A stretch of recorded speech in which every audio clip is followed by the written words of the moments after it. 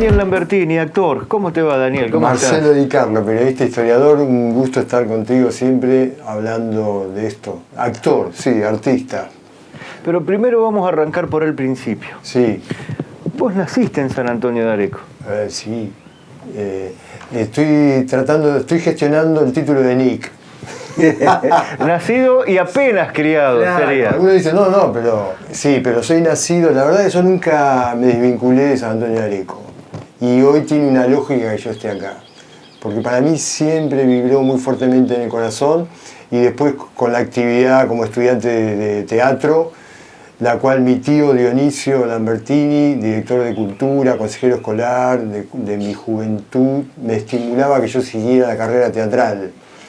Es más, en el año 87 yo tuve un laboratorio teatral después de la Escuela de Arte Dramático de Mar del Plata, y me vine a Areco y estuve un año, porque el laboratorio teatral consistía en hacer ejercicios semiacrobáticos y trabajar la voz, y yo necesitaba un lugar abierto. Así que me vine a Areco, alquilé una casa con unos actores, colegas, estudiantes también, pero ya teníamos un recorrido y necesitábamos profundizar las técnicas, y venían de Córdoba, de Buenos Aires, a mi casa de Areco que había alquilado, junto con otras 3 personas de mi grupo de Mar del Plata, y íbamos al río a entrenar en el 87. Y ahí Dionisio, que era el secretario de Cultura, el director de Cultura, me pidió hacer un espectáculo para el Día del Niño. Me acuerdo que lo hice en la Plaza de Arellano, y ahí di un taller de teatro para adolescentes, y que hoy me dice, yo lo recuerdo, por ejemplo, Esperanza Leno, hoy ya tuvo una mujer docente, pero ella tenía apenas 15 años. Y ahí mi tío me dice, tendrías que quedarte. Le digo, mira, no es mi momento de quedarme, porque yo estoy haciendo un recorrido como artista, necesito profundizar realmente. Y bueno, pero acá generé 3 espectáculos que llevé a Mar del Plata. Después me fui a Europa y me quedé 3 años en Madrid. Y bueno, Vamos a ir por sí, partes. vamos a hacer una pausa. Sos hijo de Ángel Lambertini, que fue un reconocido, entre otras cosas, reconocido jugador de fútbol de Rivadavia. Sí, acá. claro, y ese es el otro punto de Areco, ¿no? Mi papá transmitió siempre, yo hice el jardín de infante acá, esto es la cuestión del Nick, ¿no? Hice el jardín de infante completo. Y después nos fuimos para Mar del Plata por el trabajo de mi papá. Pero siempre se habló de Rivadavia. Y siempre estaba en la foto de mi papá una pasión. Además que cuando iban a Mar del Plata, por ejemplo, Adolfo Mayo, me acuerdo que era... Sí. Adolfo Mayo padre. Padre. Iba a comer los tallarines a casa, y yo me acuerdo a ese señor que le alcanzaba el queso y me dice, no tengo tiempo. Y comía los tallarines. Era muy chistoso, tenía mucho humor, y con mi papá se reía mucho. El otro que se reía muchísimo era Camilo Fagnani. Eran muy amigos. Además mi papá resulta que había tenido una trayectoria enorme. Porque en un momento tiene que dejar el fútbol de Rivadavia. Adolfo Mayo dice, no juegan más. La rodilla. Porque se salía la rodilla. Entonces mi papá se enojó muchísimo, y entonces abrió un camino por otro lado que lo acompañó hasta el final de su vida, que es con el tenis. Entonces se fue al Club Tempestad a jugar al tenis, al deporte blanco. Él no tenía todavía ropa blanca, y bueno, se compró su raqueta. Y terminó haciendo, mirá, mi papá, presidente del Club Tempestad, hizo la segunda cancha de tenis, la que hoy es cementada, eso lo hizo mi papá. Entonces, realmente estuvo muy comprometido con el deporte. Así como Dionisio con la cultura y la educación, mi papá con el deporte. Y mi mamá, que era hija del jefe de correo. Ahí vamos, de don Carlos Loja. Sí, don Carlos Loja. Cuando se inauguró el edificio del correo en el año 49, Sí. que fue todo un avance para la comunidad de San Antonio de Areco. Estamos hablando que no existía internet, y el correo, las cartas, era el medio de comunicación por excelencia. Tu abuelo, el papá de tu mamá, era el director del correo. Y era una persona... El jefe, en realidad. Claro, y era muy importante porque iba el intendente, se reunía con el intendente Pepe Guralde, que mi mamá lo nombra porque dice que le traía regalos. Era amigo de tu papá, de tu Sí, abuelo. de mi abuelo, porque vivían en ese edificio del correo, vivían arriba. El jefe de correo, mi mamá hizo la fiesta de 15 años. Era un palacio en ese Era un palacio. Dicho literalmente. Literalmente un palacio, porque se hizo la fiesta de 15 y bueno, era todo un acontecimiento, iba el intendente, porque el jefe de correo era una personalidad también. O sea que tu mamá vivió ahí, en el edificio del correo. Se hizo la fiesta de 15, que era un todo acontecimiento, y había que ser invitado. Me acuerdo, que se vestía muy bien para esa fiesta. Era como un palacete, sí, un palacio, sí. pero era una cosa, ¿qué queremos decir con esto? Que el forjar la actividad institucional del pueblo, yo tengo la sensación que era ahí, ¿no? Que ese compromiso con el pueblo. Yo de alguna manera digo, no tengo herencias, las herencias materiales son discutibles, incluso de ahí, no es lo importante, pero sí hay una herencia espiritual que es, eso es intransferible, y yo la tomé como legado. O sea, yo siento esa energía, ¿sabes? O sea, de la acción de mi papá, de mis abuelos y de mi tío Dionisio. Que me dijo, vamos a ver. Tenés que seguir la cultura, me dijo. Dionisio Lambertini fue director de Cultura 12 años, y no en cualquier época, sino desde la vuelta de la democracia en 1983, hizo los 10 años de Domínguez y los 2 de Campodónico hasta el 95. Ya. Se dejó una huella. Yo tengo una anécdota que me quedó, y esto de lo que sufrimos con esto tan conflictivo que fue la pandemia con la Escuela de Arte, ¿no? La Chertubis. A mí me dolió muchísimo, porque yo me acuerdo de la anécdota de mi tío, Dionisio, allá por el 87, que yo le decía, mirá, pero yo estaba estudiando en la escuela, había terminado la Escuela de Arte Dramático en Mar del Plata. Y él estaba muy preocupado porque dice, no hay escuelas para el talento, para desarrollar el talento, lo artístico. Y él hablaba de esto de la escuela de arte, ¿no? Que había que fundar una escuela de arte. Entonces él, como educador, entendía que la cultura y el arte era la continuidad de la educación. Entonces por eso él me estimulaba. Y entonces es como que yo siento que ahora sí, mi momento... Yo en realidad vine a Areco en el 2017, porque yo había terminado de filmar con Fernán Mirás la ópera prima El peso de la ley, que fue había hecho mucho cine, pero este fue mi primer protagónico del cine nacional. Entonces de ahí Fernán Mirás me dice, mira, hay otras cosas, y me fui para Buenos Aires. Porque yo ya había terminado mi etapa con mi teatro estudio, teatro vamos escuela, a contar todo en Mar del Plata. Entonces me voy a Buenos Aires, me alquilo ahí un piso cerca del Obelisco, un departamento, y ahí yo digo, voy a desarrollar ahora sí más mi carrera actoral, sobre todo en el cine. Pero resulta que mi mamá, cuando yo me voy a Mar del Plata, se viene para Areco solita y se enferma. Entonces vengo a cuidarla. Con 80 y tantos. Con 80 y tantos. Sí. Años, digo, ¿no? Sí, hoy tiene 88, pero tenía 81, 82. Que eran unos cuantos ya. Sí, que todos nos alarmamos. Digo, mamá, ¿qué va a hacer sola en Areco, no? Dice, no, yo me quiero volver a Areco porque ahí nacieron los 4, porque ahí mi papá era el jefe de correo, y porque ella hizo en Santa María completo, cuando era solo de niñas, y tenía amigas, y realmente es así, ¿no? Sigue siendo así. Ella, toda su... Areco para ella es, incluso el desarraigo ella lo sufrió muchísimo de Areco en Mar del Plata. Siempre ella, de alguna manera, era un conflicto. Y ahí vos te fuiste de Mar del Plata a Buenos Aires, y tu mamá se vino de Mar del Plata a Areco. Sola. Sí, entonces le alquilamos una casa a mi mamá, pero yo estaba en Buenos Aires. Pero entonces venía a visitarla, pero ella estaba bien, hasta que se cayó y se enfermó. Entonces yo ya ahí me tenía que quedar más tiempo, porque era el que estaba más cerca, como mis hermanos estaban en Mar del Plata, el mayor en España. Entonces de Buenos Aires empiezo a viajar a Areco para cuidar a la mamá. Y en uno de esos viajes, hay una vacante, está el hijo de Graciela, de Ruth, de Babi, como dice la mamá acá, que es actor, que tiene mucha trayectoria, que es también profesor de teatro. Y bueno, se produjo una vacante en la escuela primaria de Santa María. Entonces mi mamá se pone a llorar y dice, ay, si estuvieras como profesor de Santa María, sería sueño. Bueno, la directora que terminó su ciclo en Santa María me dice, a vos te trajo tu mamá, ¿no? De alguna manera, es como que de ahí misteriosa, mágicamente, bueno, ese es, los misterios de la vida, ¿no? Más allá de las creencias, no podemos manejarlo todo. Había todo un destino, porque tomo esas horas en Santa María y hace 5 años, este es el 6º año que estoy en la primaria de Santa María. De la primaria de Santa María me proponen la primaria de San Andrés de Giles y ahora la secundaria de San Andrés de Giles. Ahora se suma que soy el director de teatro del taller de teatro de Villalía y del taller de teatro de Lugan. Y por otro lado, se abre así como un abanico de trabajo. Conozco a los Bauer que me proponen hacer teatro, hicimos a puerta cerrada en ese momento con Floppy Mendizábal, con Gloria Mora. Hiciste un Artaud en la comedia, Gente no sé, de acá. Sí, pocas veces vi tanta cantidad de público increíble. En una sola función, en un teatro local. Sí, la Artaud la había hecho antes de que con Bauer. La hago en el Círculo Mariano Moreno, porque Carlito Stefani dice, vamos a hacerle una conmemoración a tu tío. A Dionisio. A Dionisio. Uno de los fundadores del Círculo. Sí. Digo, pero yo lo único que tengo por ahora, sí, vigente, a mano es Artaud. Dice, bueno, lo que sea.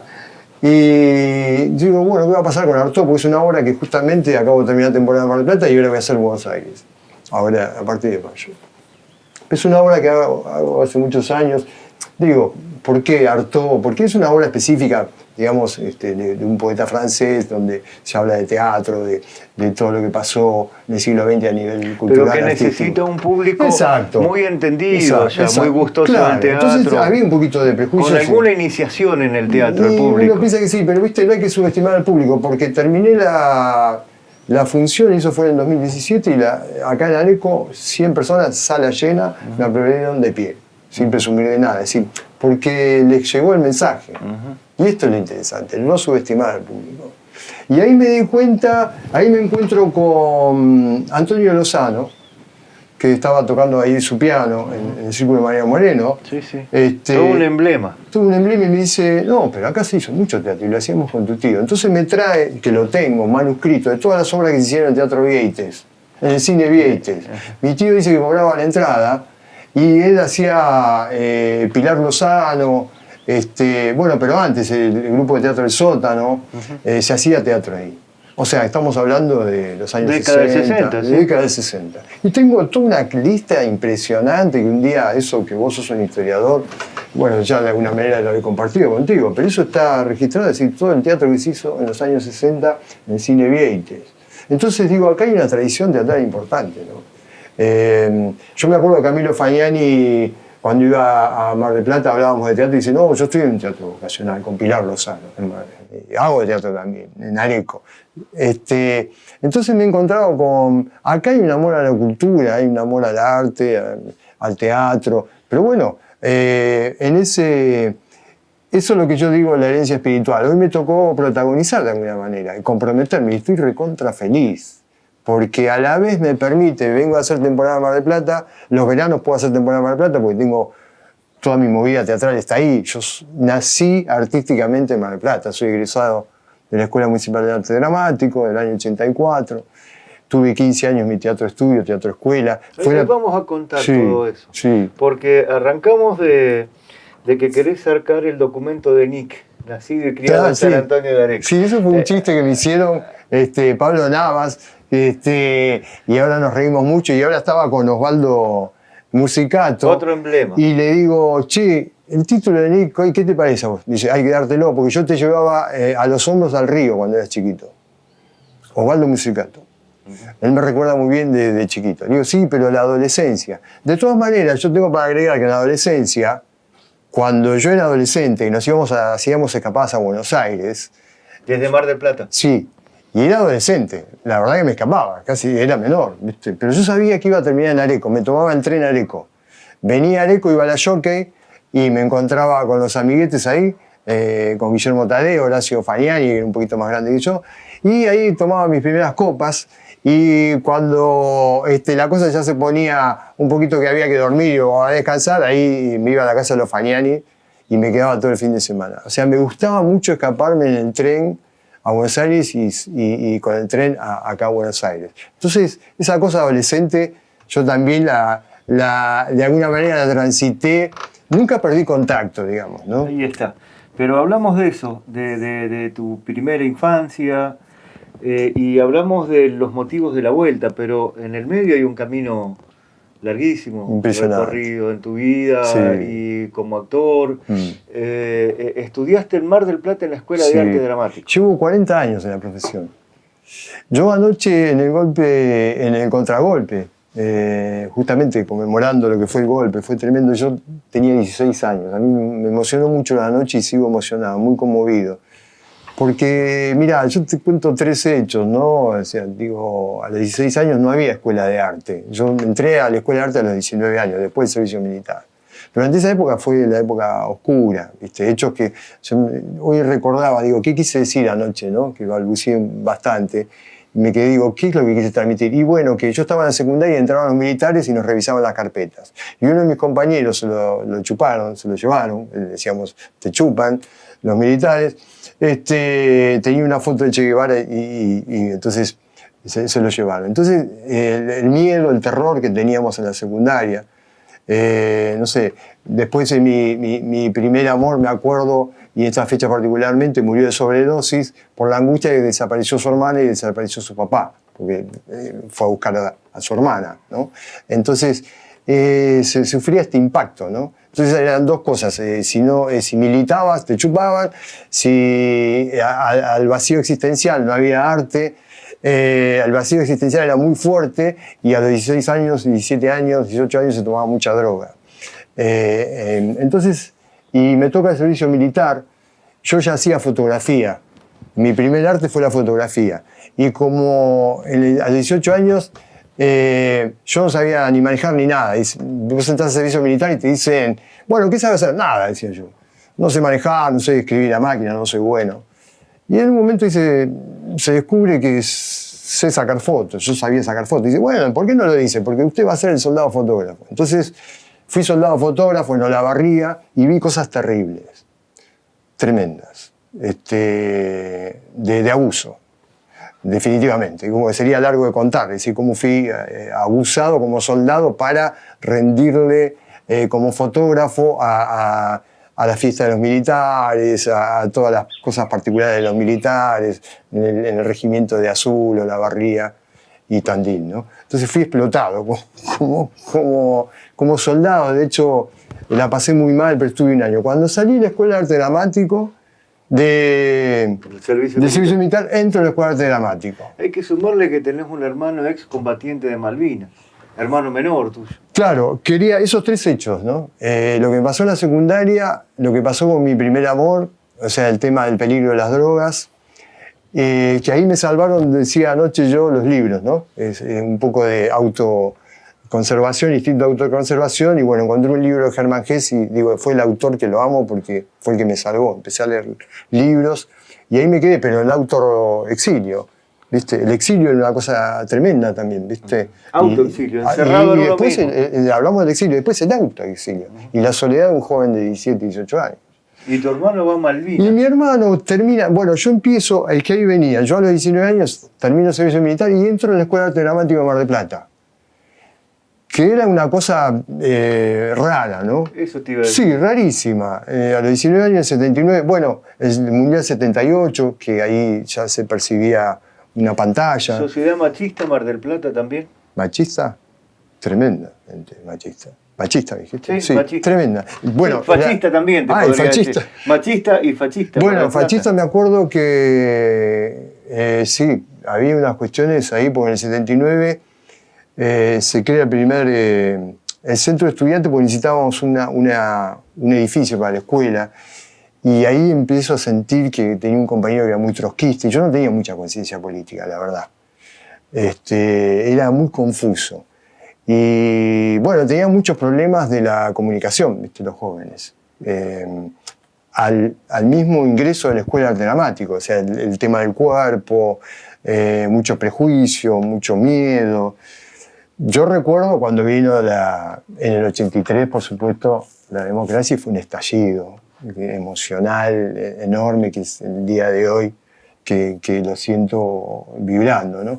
Pero en el 80, a ver, yo entro en el 79 en la Escuela de Arte Dramático, mi entusiasmo por estudiar teatro, y digo, me voy a estudiar a Buenos Aires. Y me voy en el 82, en realidad me voy en el 82 a Buenos Aires a estudiar en la escuela quería estudiar con Lito Cruz o quería estudiar con Aleso.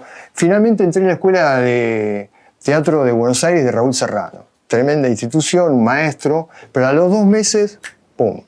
Del 82, ¿qué pasó? En abril, Malvinas. Así que en mi casa voy a Mar del Plata un fin de semana y me dicen, tu hermano, se va a las Malvinas Y bueno, ahí me quedé en Mar del Plata porque mi mamá estaba muy mal, mi familia estaba muy mal. Y bueno, mi hermano fue para las Malvinas. Y ahí fue un desastre. El 82 fue un desastre. Fue un desastre emocional, caos, porque ya... Yo no salí, yo estaba muy mal. No, la verdad no salía a festejar. De verdad que no salía a festejar y todo el mundo salía a festejar. Y yo me la veía venir. No soy un iluminado, ni mucho menos. Quizás porque mi hermano fue para allá, digo, no, mi hermano, porque era mi hermano menor, 17 años, 18 años, y estaba terminando la secundaria y se va a las Malvinas. Para mí era inentendible. Yo salía del servicio militar muy enojado con el servicio militar, como te acabo de contar, y muy dolido también, porque ya había sido abusado como soldado. Abusado de abuso de poder, ¿no? Que me tenían como esclavo. El soldado fotógrafo era casi ridículo y terminé trabajando sin ningún descanso como soldado, porque los fines de semana, aparte de estar en el cuartel todos los días, tenía que ir a filmar los bautismos, los casamientos, todo. Y encima tu hermano va a la guerra. Y mi hermano va a la guerra. Entonces ahí, la verdad que la crisis como joven de 20 años era fatal. No había sido nada bueno mi adolescencia, por lo que te conté. Y empezar teatro en esas condiciones, yo era... Además, te digo que, mira, como dice el maestro, la primera clase de teatro te marca para siempre. Y me marcó, porque yo la primera clase de teatro me bloqueé. Me dijeron, bueno, podés ser actor. Del bloqueo emocional que yo tenía, ¿viste? Porque cuando entro a la escuela de teatro y digo, hay que expresarse, yo tenía una bomba de tiempo.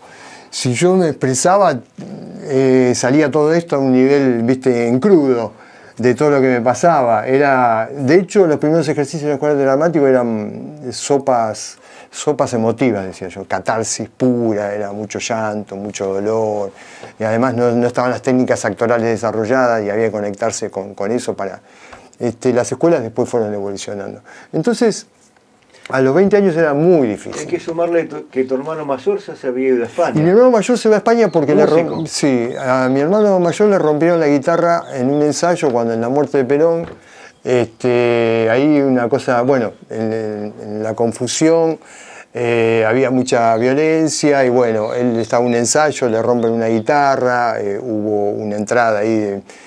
no sabes si montoneros o qué, no quiero especificar porque más bien lo atribuyo al caos, ¿sí? Pero había mucha violencia. Y se fue a España. Y mi hermano dice, yo no quiero vivir más en este país, además él quería tener la carrera de músico y mis padres le daba vergüenza decir que era músico. No por mis padres, sino, me rectifico. Mis padres apoyaban que él sea músico y que yo tenía inquietudes artísticas, pero no era bueno decirlo entre el entorno. Sociedad. En la sociedad. Tener un hijo músico era casi como tener un hijo hippie, drogadicto. Bueno, yo cuando decido ser actor, la homosexualidad, y todo esto vas a ser homosexual y toda esa cuestión. Bueno, de hecho yo quería en realidad estudiar danza en la secundaria y siempre me lo callé por una sociedad machista, fascista y condenatoria, ¿no? Que tenía muchísimos prejuicios, incluso para el arte. Así que mi hermano mayor, que era mi guía, también, mi hermano mayor era mi guía, digo, era muy buen músico, yo en la adolescencia no iba por la música, intenté que la percusión y eso, sí, no era que me iba mal, pero no era lo mío. Cuando encontré el arte dramático me di cuenta que era lo mío. Pero mi hermano después ya no vuelve a Argentina y nunca más pudo volver. En realidad vuelve de visita, por supuesto, pero fue un desarraigo tremendo para mí también, para la familia, Malvinas, el desarraigo, el exilio. Por supuesto, en España conocimos muchísimos exiliados, bueno, la cantidad de artistas exiliados. Todo eso fue, pero ¿a qué me aferré yo? A la pasión por el arte y por el teatro. Pero de todas maneras me quedó, viste, lo que es el teatro independiente y todo eso, yo no me podría, si bien trabajo a nivel nacional y comercial, no tengo esa contradicción. He trabajado en televisión, he trabajado en cine, en lo que sería el arte comercial, digamos, el trabajo comercial, no tengo esa contradicción, porque es un trabajo profesional. Pero sí me he nutrido del espíritu del teatro independiente. ¿Qué es este? El teatro independiente es justamente está cargado, bueno, el teatro abierto. El teatro abierto fue impactante en el 82. Era el espacio donde se podía hablar a través de símbolos, ¿no? Todavía estábamos en la dictadura. Entonces yo aprendí eso, ¿no? Que el arte era donde transformábamos a través de un símbolo todo el dolor que teníamos y nos fortalecíamos. Yo me empiezo a fortalecer en el arte, esto es lo que digo siempre. Si no, yo hubiera estado perdido, como se perdieron muchísimos amigos míos entrañables por la droga. La droga para mí justamente es el gran flagelo, ¿no? Que yo lo viví de muy joven. Mis amigos salíamos y había droga, la droga corría, pero no era la cocaína, sino había como esa cosa de la pastilla, era como químico. Y bueno, y la marihuana y eso que digamos. Pero había, más allá de la droga en sí, había una autodestrucción, ¿sabes? Por el vacío existencial. Entonces yo me fortalezco con los libros y después el teatro. Digo, el teatro me abrió a la vida y yo nací en el teatro. Germán G, me acuerdo, nunca me voy a olvidar, decía, hay que romper un mundo para nacer. Decía, ¿no? Es como que rompí con ese mundo que me sofocaba, internamente digo, ¿no?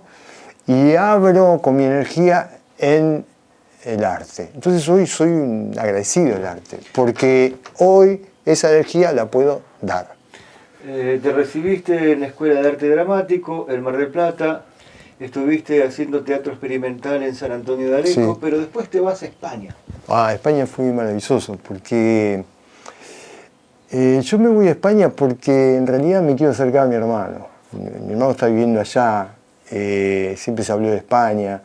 Igual todo argentino, todo artista en algún momento dice, quiero ir a Europa. Como todo arequino quiere ir a Mar del Plata, en algún momento. Sí, en algún momento, viste, yo ya había terminado todo, digo, necesito seguir creciendo y bueno, ir a Europa. Sabía que quería conocer España, porque sabía que en España, bueno, yo había tenido una experiencia muy fuerte antes del laboratorio teatral que hice aquí. En realidad vine a trabajar esas técnicas, como te digo, porque estuve en el primer encuentro internacional de antropología teatral, que fue en el 87 en Bahía Blanca. Yo conozco al maestro Eugenio Barba, a los actores del Odin Theatret, al Teatro Potlatch y Tascabile de Italia, y entonces ahí abro mi trabajo artístico a la antropología teatral, que es el estudio de las distintas metodologías del teatro a nivel mundial y más allá de Europa, donde se estudiaba el teatro oriental y demás, ¿no?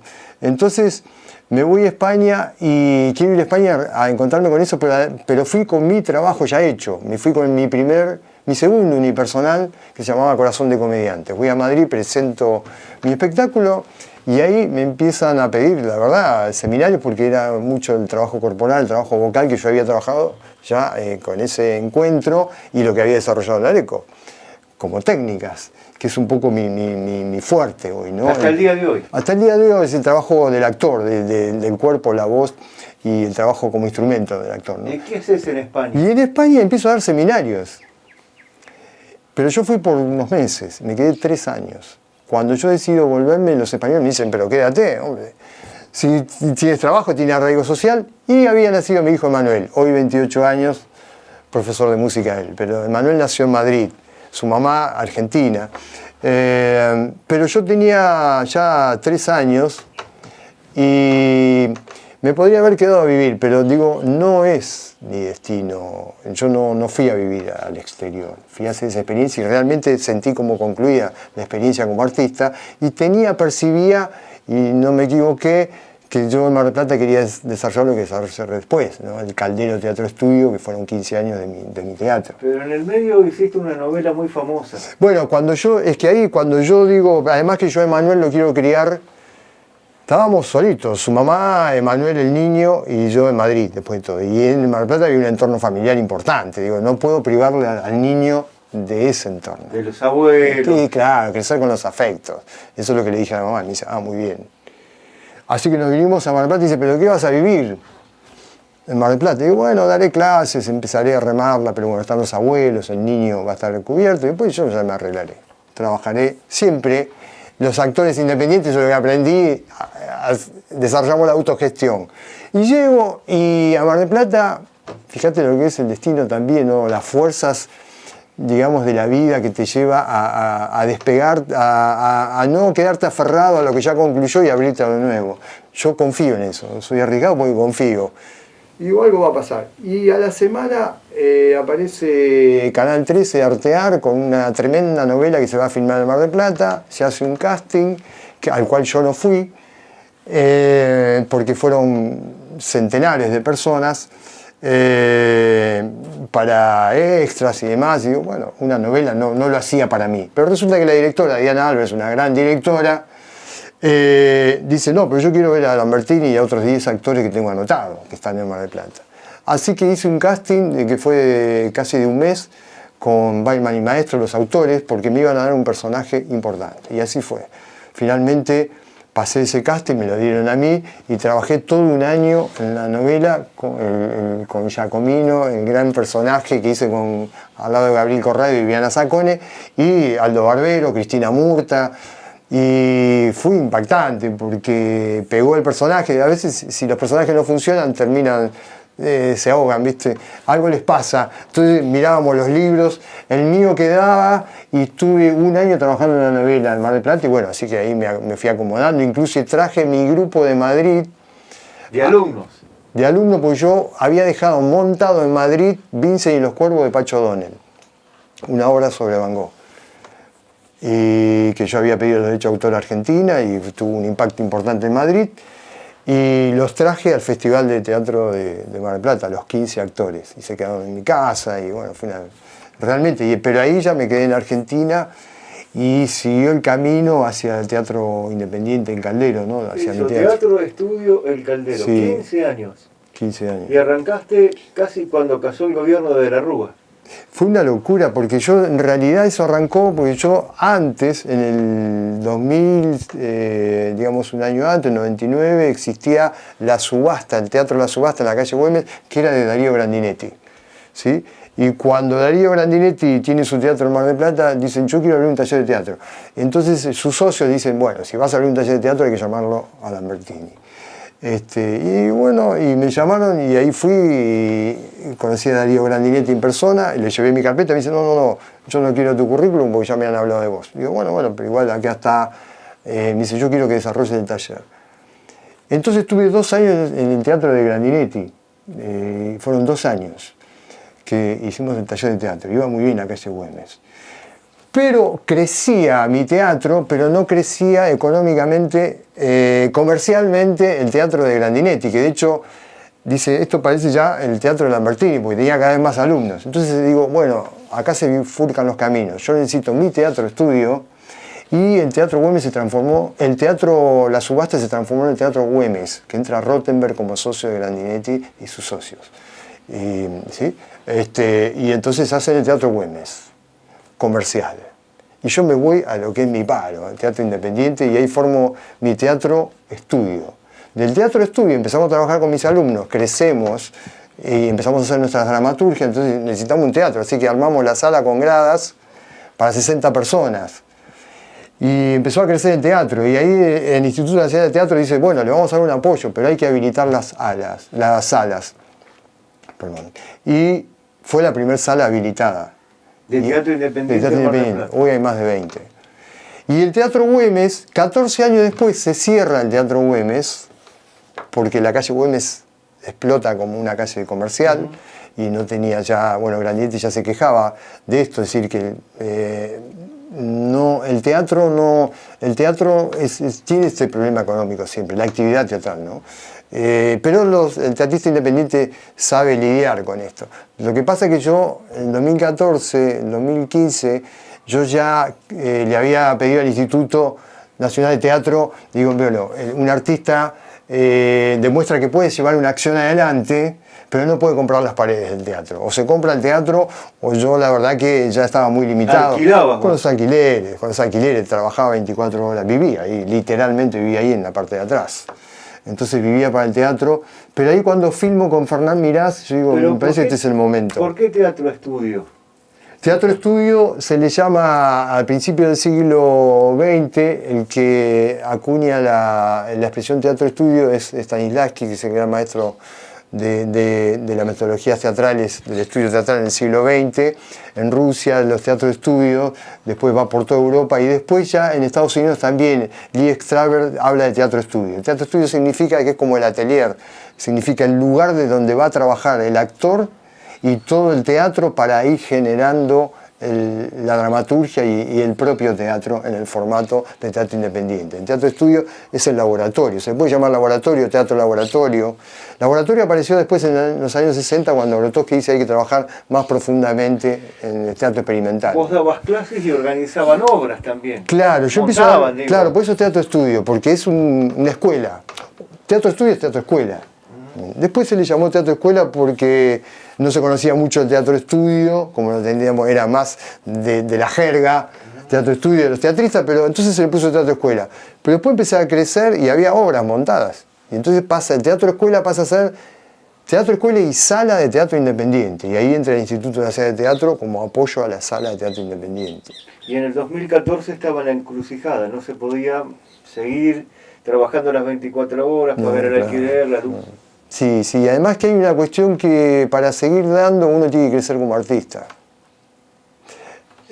Yo nunca dejo la actividad actoral, o sea, de ahí me nutro. Después viene el docente, después viene la dirección, viene el actor, director, docente, actor, director, dramaturgo, o sea que empiezo a escribir en el espacio, o sea, mis propias obras de teatro, ahí nace el dramaturgo, por eso es un abanico muy grande el del teatro, o por lo menos cubre todo esto en el teatro independiente, ¿no? Y después viene la docencia, me empiezan a pedir, yo no era docente, en realidad me empiezan a pedir mis colegas esto de, esas técnicas que tenés, empiezo a dar seminarios, y después sí, después del Escuela de Arte Dramático se dice, bueno, va a venir el teatro a las escuelas, y bueno, entonces rendimos unas materias ahí equivalentes, compensatorias, para que nos habilite a dar teatros en las escuelas. O sea que, pero yo me nutro, es el día de hoy, de la actuación. Es ahí donde es el estado creativo supremo, ¿no? Para mí. Sí, cuando compongo un personaje me encuentro con intelectual, emocional y corporalmente ante la creación de la vida misma, ¿no?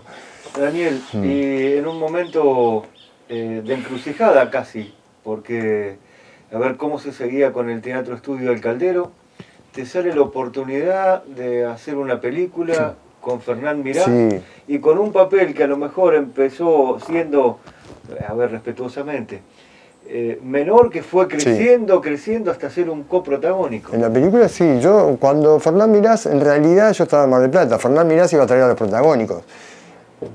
Él como protagónico, que se lo pidió la producción, que actuara en la película, Fernán Mirás, Paola Barrientos. Hablamos del Peso de la Ley. El Peso de la Ley. Y Grandinetti y María Oneto. Iba a venir a hacer mi papel, yo iba a hacer un papel, dice, de todas maneras yo quiero que este marplatense esté en mi película porque me gustó su estética. Era un papel de reparto. Sí, sería. Sí, no sabía si iba a ser el policía o qué, o el viejo del bosque. Entonces me dieron el libro, digo, bueno, yo empecé a leer, digo, lo que me toque. Pero después dejaron de llamarme, digo, bueno, uno como actor está acostumbrado, uno va a un casting, te llama y después hay que ver si sucede. Hasta que uno no tiene contrato y a veces haces un casting y bueno, muchas veces no quedás porque bueno, se buscan perfiles, no es que seas malo o buen actor, sino que bueno, otro actor digo más el perfil. Y bueno, la cuestión que dejan de llamarme, pero un día, teléfono, Fernán Mirás quiere cenar con vos. Digo, el casting, no, los castings de Fernán son muy de conocer. Entonces va a cenar con otros actores, con otra gente para definir su película. Y ahí me estuvo estudiando, yo tuve una conversación, a los 2 días me llama y me dice, mira, en realidad te estuve estudiando porque tu papel lo iba a hacer Luis Machín, un actor muy importante. Muy conocido. Y si no, Carlos Belloso. También, todos grosos. Además famosos, porque en realidad las películas necesitan también figuras, ¿no? Para después, pues si no, después hay que remarla. Como un llamador también. Y sí, es entendible, lo mismo que las novelas. O sea, todo lo que se hace en televisión es entendible. Importante que haya más ficción para que haya actores para porque no se hace con un actor. Después sí nos contratan a nosotros. Claro, el problema es que no hay tanta ficción. Te dijo, mirás que iba a ser Miss Machín, iba a ser Carlos Belloso. Me dice, lo vas a hacer vos porque ellos no pueden filmar. El gringo. El gringo. O sea, me dijo directamente. Me dice, acá tenés el libro, estudialo a ver qué me decís. O sea, ¿qué me decís del gringo? Te doy 2 días para ver qué me decís del gringo. Llévatelo, meditalo. No era una prueba. Me dice, meditalo, a ver qué pasa con el gringo. Porque, viste, el perfil del actor, cada uno me da un gringo distinto, sabemos eso. Cada Hamlet, cada actor hace un Hamlet distinto. Y ahí está lo bueno, porque le da la impronta a cada uno. Ahí está lo creativo, ¿no? La partitura es una, pero cómo la va a tocar, cómo la va a ejecutar, cómo va a vibrar en tu espíritu, es lo que va a enriquecer la partitura o no, digo yo, ¿no? Bueno, esto pasa así en los personajes. Entonces, cuando aparezco con el gringo me dice, tremendo, porque él tenía que trabajar su personaje con el gringo, él era Manfredo, tenía que trabajar los dos. Y bueno, la verdad que fue un acontecimiento enorme porque tomó casi era una película de abogados, pero el gringo, la historia del gringo y Manfredo, por la impronta que yo le di, creció muchísimo, porque en realidad es un problema, la película es un problema entre el gringo y Manfredo, un problema de supuesta violación, pero en realidad hay una homosexualidad encubierta ahí que no se quería hablar porque, bueno, ellas son pobres y vivían en un pueblo abandonado, mucho prejuicio social. Esto fue un caso real. Y bueno, hice un personaje con una psicología profunda, enorme, y fue una experiencia muy exitosa, hasta el día de hoy, que se sigue viendo El peso de la ley y bueno, sigo recibiendo. De hecho, recibo algunas pequeñas regalías, sí, porque está en la plataforma Amazon, El peso de la ley. Y el año pasado me llama Fernán Mirás, hizo su segunda película y le digo, no puedo filmar porque estoy en Areco con muchas horas de clase. Me dice, no, tenés que venir a hacerme este papel porque vos sabés trabajar con estrellas, vos sabés trabajar con gente famosa, cosa que se asombró. Digo, bueno, porque yo voy hacia el personaje, ¿no? Juegue con quien juegue, ¿no? En términos futbolísticos, si te invitan a jugar a la pelota, podés jugar. Me pasa que quizás lo que dice que uno por ahí tiende a sobreactuar porque está con estrellas o tiene algún miedo, ¿no? Yo como jugué bien, para esta segunda película, no, tengo una escena con Natalia Oreiro. En realidad son 3 escenas y las haces en 2 días. Y bueno, déjame ver. Que así es el importante vos. Sí, también. No, porque en realidad tenía que acomodar y tuve que pedir licencia en el Colegio Santa María, que no dudaron en dármela, y tuve que pedir un día en el taller de teatro de Villalía, tampoco dudaron en dármelo. Tenía que levantar 2 días de clase, y ese era realmente mi problema. No, me encantaba, porque además ganás dinero, ¿no? Cada vez, por 2 días ganás un dinero que tiene una repercusión. Para un actor, cuando te llaman a filmar, y ahí está, en la televisión el dinero, la televisión y el cine da el dinero. Después en el teatro le remamos siempre, ¿no? Hiciste con Natalia Oreiro una película que se está rodando ahora. Sí, se está haciendo la postproducción ahora, pero se va a estrenar pronto porque es taquillera. Es Nati Oreiro, una divina compañera.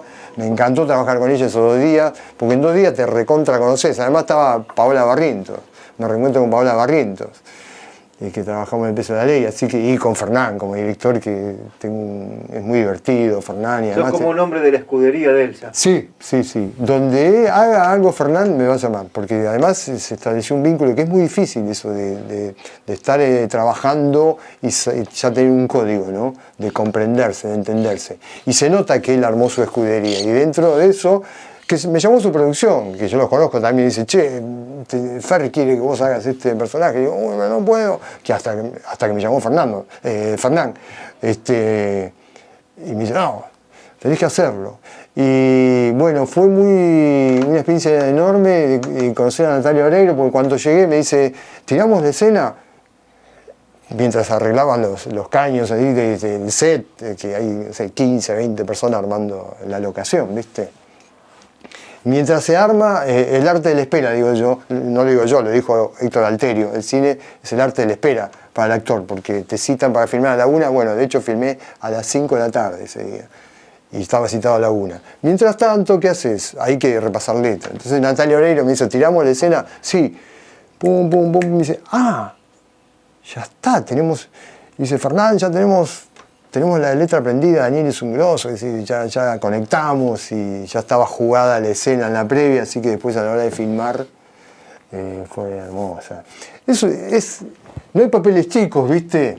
Porque en realidad yo hice el conserje del edificio donde ella vive, ella entra en crisis y saca los muebles al pasillo, entonces el conserje se enoja, el portero, dice, ¿por qué me está llenando el pasillo de muebles? Ella está en crisis, bueno, una escena tragicómica, pero había que jugarla con sus matices, a esto voy. No hay escenas, digamos, fáciles.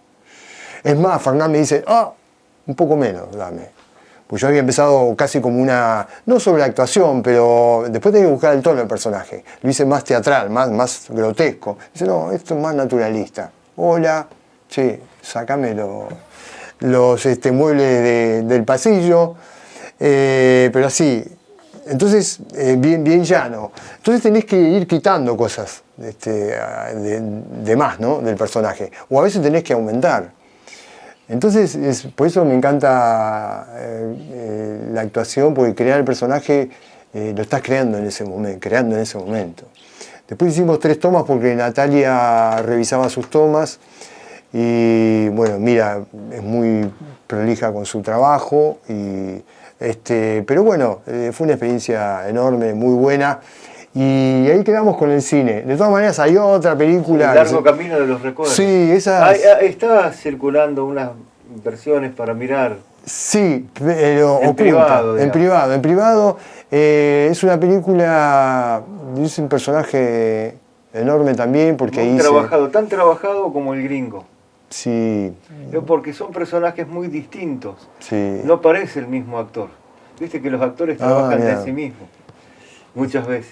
Te agradezco que me lo digas. Fue un desafío. Bueno, cada personaje es un desafío, pero acá tenía que hacer un personaje homosexual, rechazado también por su familia, de joven, 40 años después está en una enfermedad terminal, con cáncer, y ve a su mamá 40 años después. O sea que fue una escena tremendamente conmovedora para mi personaje. Y además esta cosa de la homosexualidad de él, que tiene una pareja gay más joven, y trabajar esa sutileza, no caer en el grotesco, en la imitación, sino en llegar al alma del personaje. Este es lo maravilloso. Ahí está. Y después, dentro de eso hay un desafío enorme porque a la mamá le muestran unos videos a lo que se dedicó su hijo. En realidad se dedicó a muchas cosas, pero él tenía amigos y amigas y amigues, hay que decirlo aquí, porque tenía un amigue íntimo trans, y bueno, él hacía un show de drag queen, ¿no? O sea que es el arte de vestirse y maquillarse de lo femenino, ¿no? Entonces ahí tuve que hacer un playback sobre una canción de Gabo Ferro, que justo ese año murió Gabo Ferro, pero finalmente se puso la canción de él, yo hice el playback con otra canción. Gran músico, Daniel. Gran músico. Entonces también una mística tremenda, la muerte de Gabo Ferro. La filmamos en pandemia. El 20 fue, sí que tuve que viajar a Buenos Aires, pero tuve que pedir permiso para... Con protocolos. Sí, Daniel, total. Está terminada esa película. Está terminada. Está esperando el momento del estreno. Está esperando porque es una película que no va a ser taquillera, porque no hay ningún famoso. Sí es cine nacional, se va a estrenar en Gaumont. Pero lo que pasa es que en el circuito comercial no duran las películas nacionales. Quieren ir a festivales primero, claro, hacer otro camino. Sí, por exacto. ahí consiguen un premio inclusive, ¿no? Claro. Por ahí yo te lo digo como si fuera a sacar la lotería, digo, no, pero en el concurso... Y sí, porque los premios ayudan, porque esas menciones ayudan para que entren en los circuitos internacionales. Entonces las películas se salvan. A lo mejor no nos enteramos de mucho que pasa en el cine nacional aquí, pero sí en Europa, por ejemplo, en España gusta mucho el cine nacional. Entonces hay muchos festivales donde el cine está... Comercialmente no aguantan aquí, pero sí va a tener un estreno en Gaumont, en Buenos Aires, como cine nacional, porque es el Inca, puede todo, ¿no? Así que son 2 películas. Y después, a futuro en el cine, bueno, hay cosas ahí que resuenan, pero viste esto que no hay que decirla, uno no la dice porque no están en concreto, entonces puede ser como no. Pero, concluyendo, esta base mía en Areco como docente y como teatrista, porque la verdad que como teatrista también tuve hice mucho teatro aquí, porque hice mis unipersonales, todos, los tres, Artaud, Rey Lear, Hamlet, hice con los Bauer a puerta cerrada, estuve, me acuerdo, en el Galpón Chamico y hice el Rey Lear, y ahí con el Galpón Chamico estuvimos relacionados también, por una movida de darle el apoyo al espacio. Después estuve en el Círculo de María Moreno, y sigo estando. Bueno, voy a estrenar una obra con una actriz emblemática de San Antonio de Areco, que es Fabiana Beleus, con la cual siempre me relacioné también artísticamente. Cada vez, esto que yo te decía, que venía a Areco y me encontraba con Fabi, y Fabi, esa pasión también por el teatro, ella estudiaba en Buenos Aires, y esta vez en la pandemia dijimos, tenemos que hacer algo juntos. Así que eso de hacer algo juntos en pandemia, le pasé un texto que le gustó, lo aceptó, lo estamos trabajando y lo vamos a estrenar acá en San Antonio de Areco, que se llama la obra Mujeres Anónimas. Son dos personajes, Sofía y Lourdes, y estamos en la etapa final, y va a ser un estreno que vamos a hacer aquí en Areco, Fabiana Beleus y yo. O sea, un producto bien arequero. Un gustazo, Daniel. El mío. Gracias por dejarme expresar y compartir tanto con tu audiencia, y te felicito por este espacio y lo mejor para ustedes.